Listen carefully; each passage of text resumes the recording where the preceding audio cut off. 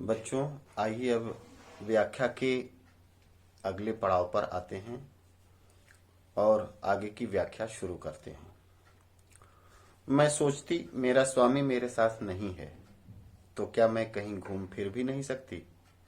और फिर उसका साथ में रहना भी तो न रहने जैसा है। उसके साथ रहकर भी मुझे क्या शांति मिली?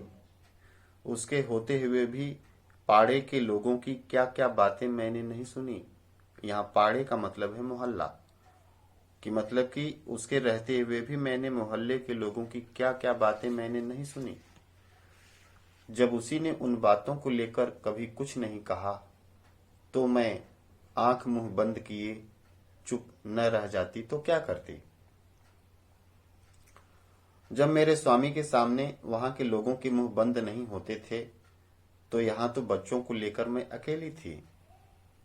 यहां तो वैसी बातें और भी सुननी पड़ती। मैं काम पर आती जाती तो आसपास के लोग एक दूसरे को बताते कि इस लड़की का स्वामी यहाँ नहीं रहता, यह अकेली ही भाड़े के घर में बच्चों के साथ रहती है। दूसरे लोग यह सुनकर मुझसे छेड़खानी करना चाहते। वे मुझसे बातें करने की चेष्टा करते और पानी पीने के बहाने मेरे घर आ जाते। मैं अपने लड़के से उन्हें पानी पिलाने को कह कोई बहाना बनाकर बाहर निकल आती। इसी तरह जब मैं बच्चों के साथ कहीं जा रही होती तो लोग जबरदस्ती न जाने कितनी तरह की बातें करते, कितनी सीटियां मारते, कितने ताने मारते, लेकिन मुझ पर कोई फर्क नहीं पड़ता। मैं उनसे बचकर निकल जाती। अब यहाँ पर बच्चों देखिए, हमारे समाज में एक महिला का बिना पुरुष के अकेले रहना कितना दुश्वार होता है, कितना कठिन होता है। उसके मोहल्ले के लोग, पास पड़ोस के लोग अगर किसी अकेली औरत या अकेली लड़की को समझते हैं कि उसके आगे पीछे कोई पुरुष नहीं है तो समाज कितनी अलग नजरिए से उसको देखता है और उसके साथ व्यवहार करता है। समाज की जो यही प्रवृत्ति है वो स्त्रियों के उत्थान में सबसे बड़ा बाधक है। लेकिन आज स्थितियां काफी बदल चुकी हैं। वो जमाना नहीं रह गया कि आज महिला अकेले काम नहीं कर सकती। लेकिन हाँ, आज भी उसे तरह तरह के ताने, व्यंग और आज एक अजीब सा व्यवहार समाज के लोगों का मिलता है। अगर वो ताकतवर नहीं है तो, अगर वो शक्तिशाली नहीं है तो कमजोर का सब शोषण करते हैं, और वो अकेली महिला हो तो फिर बात ही क्या। उन सारी स्थितियों से गुजरी बेबी हालदार, जो एक कमजोर, बेबस, बेसहारा अकेली महिला के साथ हो सकता था। उन समस्त विघ्न बाधाओं से बेबी हालदार गुजरी। उसके मकान मालिक, उसके पड़ोसी उससे तरह तरह की बातें करते उल्टी सीधी, उसके पति के बारे में बोलते। लेकिन वो सोचती कि जब वो अपने पति के साथ थी तो भी उसे तरह तरह की बातें सुनने को मिलती थी। कारण उसका पति एक कमजोर और कायर व्यक्ति था, तो उसके रहते भी तो उसे शांति और सुकून नहीं था। और यहां तो अपने बच्चों के साथ अकेली रह रही है। तो समाज के ताने, व्यंग और बेरुखा व्यवहार तो एक समाज की एक स्वाभाविक सी प्रवृत्ति है, हमारे भारतीय समाज की। लेकिन यहाँ पे सबसे बड़ी चीज है कि बेबी हालदार का इन सब व्यवहार के प्रति, इन सब वक्तव्यों के प्रति, जो समाज के ताने व्यंग थे उसके प्रति उसका रिएक्शन क्या था, यही सबसे ज्यादा महत्वपूर्ण है। वो कभी किसी से नहीं उलझती थी। वो कभी किसी का अनावश्यक रूप से जवाब देकर अपनी ऊर्जा नहीं नष्ट करती थी। उसकी सारी ऊर्जा कहाँ लगी हुई थी? अपने बच्चों के पालन पोषण में, अपने उत्थान में। कहते ना कि अगर इन सारी चीजों का वो जवाब देने लगती तो कहीं ना कहीं वो परेशान हो जाती। उसकी ऊर्जा अगर उधर डाइवर्ट होती तो कहीं ना कहीं उसके विकास की, अपने बारे में जो सोच रही थी, अपने बच्चों के बारे में सोच रही थी, अपनी पढ़ाई लिखाई के बारे में सोच रही थी, क्या वो कर पाती? ये एक बहुत बड़ा प्रश्न चिन्ह है। और इससे हमें सबसे बड़ी शिक्षा मिलती है कि अगर आप कुछ भी अच्छा करेंगे जीवन में, यहां तो एक अकेली महिला की बात है, एक स्वाभाविक से एक समाज की ये प्रवृत्ति है कि जब अकेली महिला को पाते हैं तो उसकी कमजोरी का, उसकी मजबूरी का, उसके बेबसीपन का लाभ उठाने की कोशिश करते हैं। लेकिन उसका क्या रिएक्शन होता है? क्या वो उससे जूझती है? क्या उससे लड़ती है? या उससे कट कर निकल जाती है? इन सब चीजों का उसके ऊपर कोई प्रभाव नहीं पड़ता। यही महत्वपूर्ण है, आप अपनी ऊर्जा कहां लगा रहे हैं। जिंदगी में कोई भी अच्छा काम किया जाए तो आलोचना तो उसकी तय है, 100% होनी है। और अगर हम उन आलोचनाओं का पलट कर जवाब देने लगेंगे तो कहीं ना कहीं हमारी ऊर्जा, हमारा कंसंट्रेशन उस सकारात्मक दिशा में जिधर हम बढ़ रहे हैं उससे डाइवर्ट होने की बहुत संभावना रहती है। इसलिए सफल लोग कहते हैं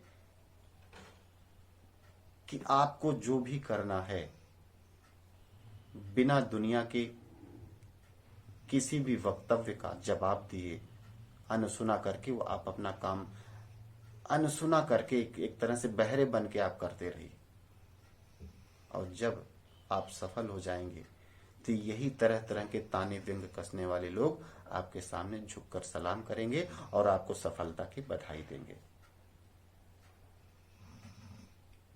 बेबी हालदार ने उन सारी चीजों को सहा, झेला, फेस किया, लेकिन सबसे बुद्धिमानी का उसने कार्य क्या किया? वो यहां कहती है कि मुझ पर कोई फर्क नहीं पड़ता। वो कहती मुझ पर कोई फर्क नहीं पड़ता।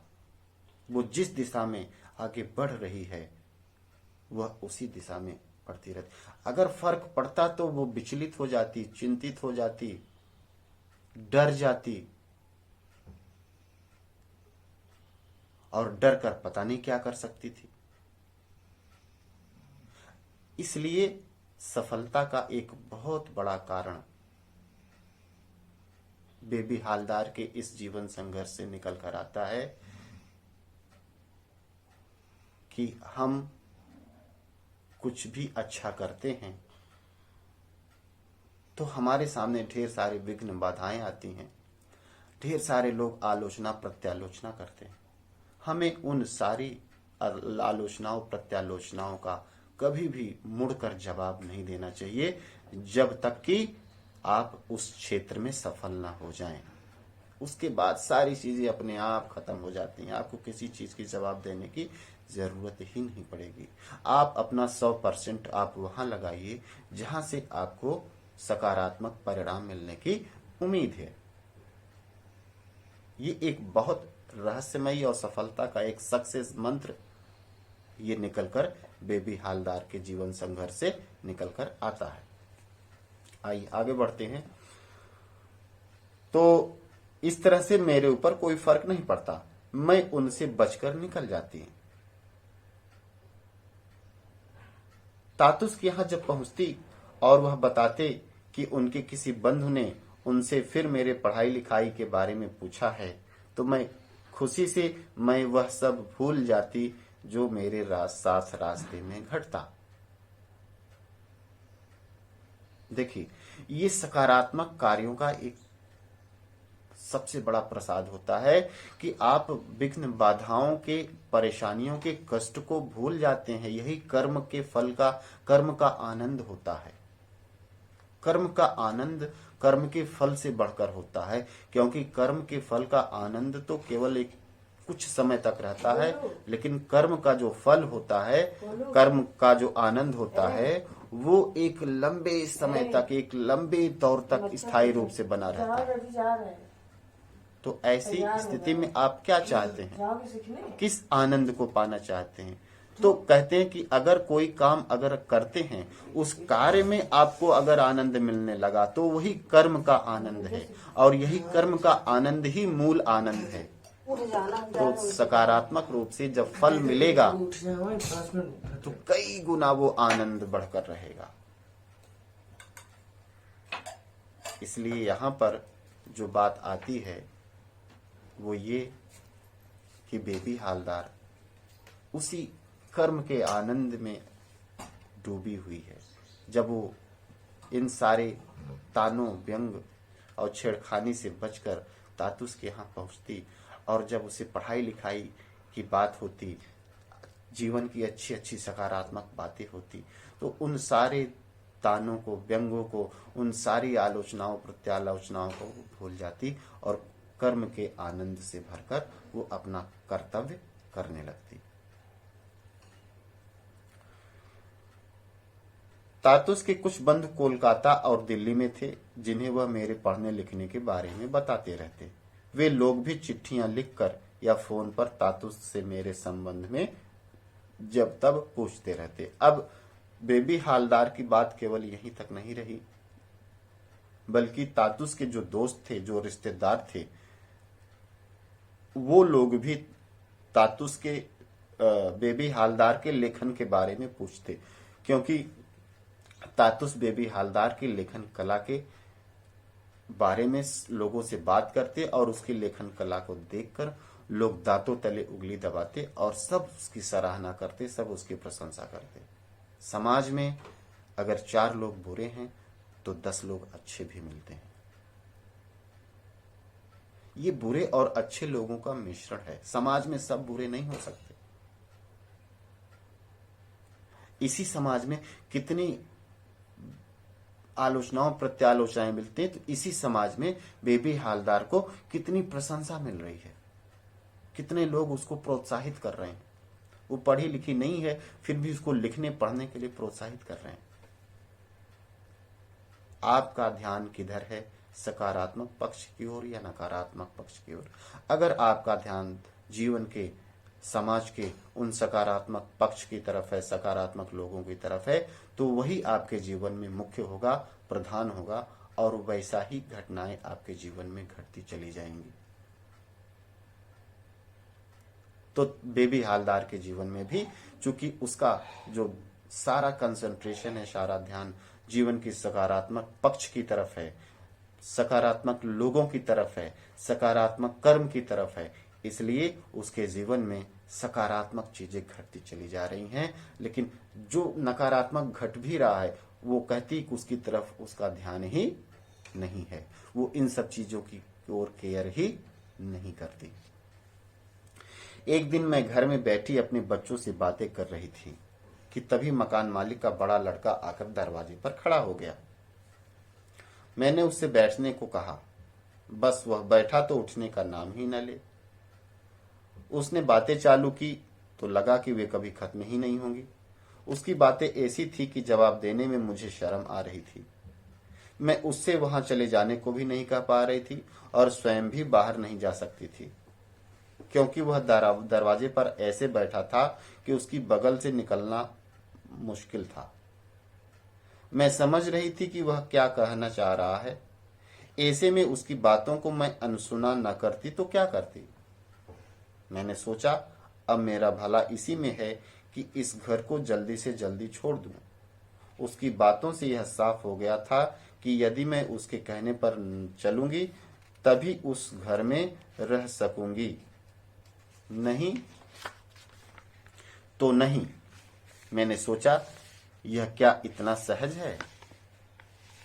घर में कोई मर्द नहीं है तो क्या इसी से मुझे हर कोई किसी की बात माननी होगी? मैं कल ही कहीं और घर ढूंढ लूंगी। ये एक और चीज मुसीबत आ गई कि घर के मकान मालिक का लड़का उसके पीछे पड़ गया और उसने कहा कि अगर इस घर में रहना है तो मेरी शर्त माननी पड़ेगी।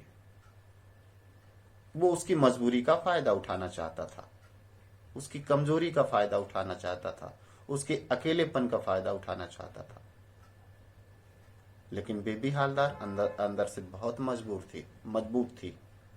वो दुनिया वालों की निगाह में भले ही अकेली और कमजोर थी, लेकिन उसके अंदर की जो सद्वृत्तियां हैं वो उसको अंदर से ताकतवर बना रही थी। तो उसने तुरंत निर्णय लिया कि मैं यहां नहीं रहूंगी। क्या मैं अकेली हूं तो क्या किसी की भी बात, ऐरी गहरी कोई भी बात मेरे ऊपर कोई थोप सकता है? इसलिए उसने डिसीजन लिया कि अब वो इस घर में नहीं रहेगी। मैं अपने काम पर जाती रही और साथ ही घर भी ढूंढती रही।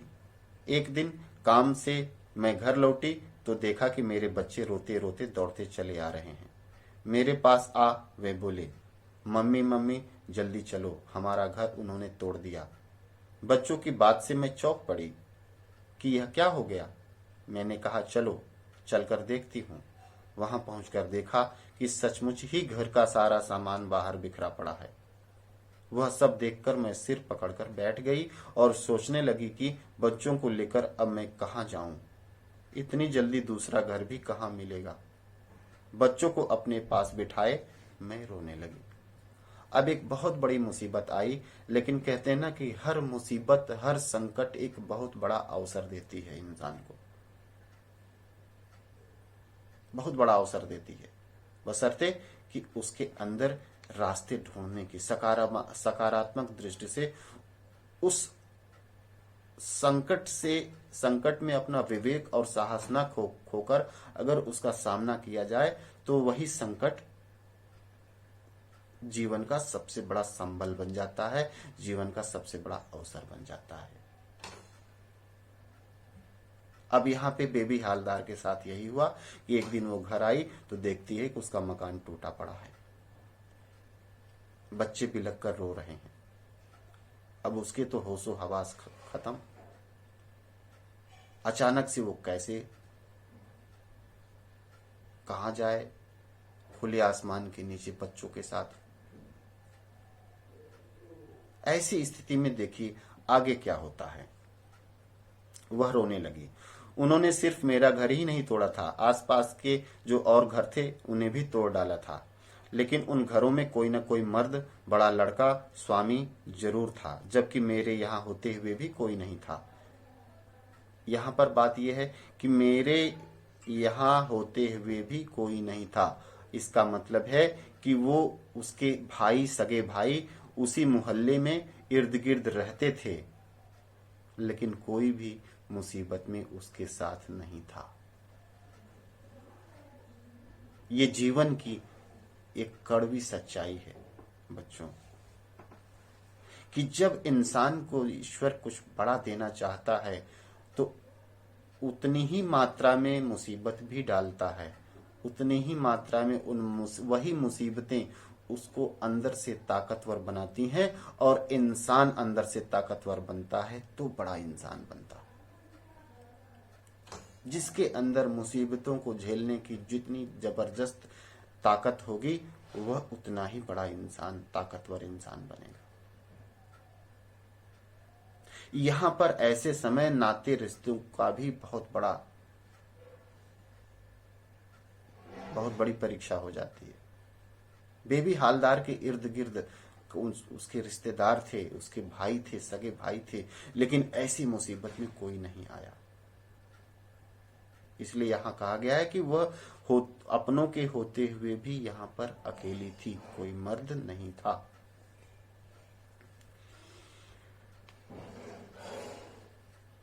तो सहजकर, हाँ, मेरा सामान अभी उसी तरह बिखरा पड़ा हुआ था, जबकि मेरे यहाँ होते हुए भी कोई नहीं था। इसलिए मेरा सामान अभी तक बिखरा पड़ा था, जबकि दूसरे लोग अपना सामान एक जगह सहेजकर नया घर खोजने निकल पड़े थे। हमें छोड़ वहां कुछ ही लोग बचे थे। वे इसलिए रुक गए थे क्योंकि मेरे बच्चों से उन्हें मोह था और घर की वैसी हालत में वे उन्हें अकेले नहीं छोड़ना चाहते थे। मैं रो रही थी और मुझे रोते देख मेरे बच्चे भी रोने लगे। ऐसे समय में मेरी मदद को सामने आने वाला कोई अपना नहीं था। पास ही मेरे दो दो भाई रहते थे। उन्हें मालूम था कि मैं कहाँ रहती हूँ, उन्हें यह भी मालूम था कि वहां के सभी घर तोड़ दिए गए हैं, फिर भी वे मेरी खोज खबर लेने नहीं आए। मैंने सोचा माँ होती तो देखती कि मैं आज किस हालत में हूँ। पता नहीं मेरे भाग्य में अभी और कितना कष्ट और कितना दुख भोगना लिखा है। उस दिन फिर कहीं घर खोजना खाजना नहीं हुआ। रात 7-8 बजे भोला दा आया। वह मुसलमान था और पास में ही रहता था। उसका घर भी तोड़ दिया गया था। वह हम लोगों की तरफ का रहने वाला था और मेरे भाइयों और मेरे बाबा को भी जानता था। मेरे बच्चों से उसे बहुत लगाव था। भोला दा ने कहा, इस तरह बच्चों के साथ रात में तुम अकेले कैसे रहोगी? इतना कहकर वह वहीं हम लोगों के पास बैठ गया। उस हालत में क्या किसी को नींद आ सकती थी? उस खुली गंदी जगह में हम सब लोगों ने ओस में वह रात किसी तरह काट दी। सवेरे भोला दा ने कहा, तुम जहां काम करती हो वहां के साहब से बात करके देखो। मैंने सोचा ठीक ही तो कह रहा है। तातुस ने तो पहले ही कहा था कि रहने के लिए वह मुझे जगह भी दे सकते हैं। एक बार बात करके देख ही लूं। तो बात वहीं तक आ गई। देखिए, अपने स्वाभिमान की वजह से, अपने आत्मगौरव की वजह से बेबी हालदार तातुस के यहाँ नहीं रहना चाहती थी, लेकिन ईश्वर ने कुछ ऐसी परिस्थिति पैदा कर दी कि उसे मजबूर होकर उसे वह बात तातुस से कहनी पड़ी। देखिए, ईश्वर ऐसी परिस्थितियां रचता है कि मनुष्य को लगता है कि यह बहुत बड़ा संकट है, लेकिन परिस्थितियों को रचकर ईश्वर उसी तरफ ढकेलना चाहता है, उसके लक्ष्य की तरफ, और हम उस घटना को मुसीबत मानते हैं। बेबी हालदार के आवास की समस्या को स्थायी रूप से सॉल्व करने के लिए ईश्वर के द्वारा रचा हुआ यह जो एक तरह से नाटक था, वह कितना भयानक था एक आम इंसान के लिए। दिखने में तो लगता है जैसे कि बहुत ही भयानक घटना घटी, और ऐसी स्थिति में भाइयों का न आना भी अपने आप में सकारात्मक बेबी हालदार के लिए हो गया कि आते तो कहीं न कहीं उनका सहारा पाकर वो दूसरी जगह कमरा ले लेती, वो तातुस के यहाँ फिर न कहती। तो परिस्थितियों ने उसको मजबूर कर दिया कि तातुस से वो अपनी समस्या कहे और उसकी समस्या स्थायी रूप से हल हो जाए। बच्चों, हर मुसीबत में यह कहीं न कहीं कुछ न कुछ ऐसी चीज छिपी होती है कि जो हमारी सबसे बड़ी सुविधा और हमारी सबसे बड़ी ताकत बन जाती है। हम इतने ज्ञानी नहीं हैं, इतने दूरदर्शी नहीं होते कि हम उस चीज को देख सकें, लेकिन अगर एक बात है कि ईश्वर पर अगर हमें विश्वास है, अगर उस परम पिता पर विश्वास है जिसने हमें इस दुनिया में भेजा है, वही हमारा असली पिता है, वही हमारी असली माँ है। अगर वो अगर नाराज नहीं है तो दुनिया का कोई भी हमारा बाल बांका नहीं कर सकता। मुसीबतें आएंगी, बुरे लोग आएंगे, लेकिन मुसीबतें भी चली जाएंगी, बुरे लोग भी चले जाएंगे, और बचेगा तो केवल सकारात्मक और अच्छी चीजें हमारे जीवन में। इसलिए मुसीबतों का कभी भी इस तरह से रिएक्ट नहीं करना चाहिए मुसीबतों के प्रति कि उसकी जिंदगी तबाह हो गई, बर्बाद हो गई। कहीं ना कहीं हर मुसीबत में एक बहुत बड़ी सकारात्मक चीज छिपी होती है जो हर मनुष्य को एक कहते हैं कि उसके पीछे उसको प्रेरित करती है कि वह अच्छी चीजों की तरफ बढ़े। जैसे यहाँ पर आप देख रहे हो कि उसका मकान न ढहा होता तो उसकी समस्या स्थायी रूप से आवास की सॉल्व न होती, उसे किराए के घर में ही रहना पड़ता। लेकिन ऐसा हुआ और उसे तातुस से कहना पड़ा मजबूरी में, और तातुस ने उसकी समस्या को हमेशा के लिए सॉल्व कर दिया, हल कर दिया। तो कुल मिला के बात इतनी है कि हमें हर संकट का, हर मुसीबत का अगर साहस और धैर्य के साथ सामना करते हैं और ईश्वर में विश्वास करते हैं तो निश्चित रूप से जैसे बेबी हालदार को सारी समस्याओं से निजात मिली, तो हम सबको भी उन सारी समस्याओं से न केवल निजात मिलेगी, बल्कि हमारे जीवन में हमेशा उत्थान और प्रगति ही होगी। तो यहीं पर मैं आज की व्याख्या समाप्त कर रहा हूं। कल इसी के बाद से व्याख्या शुरू करूंगा।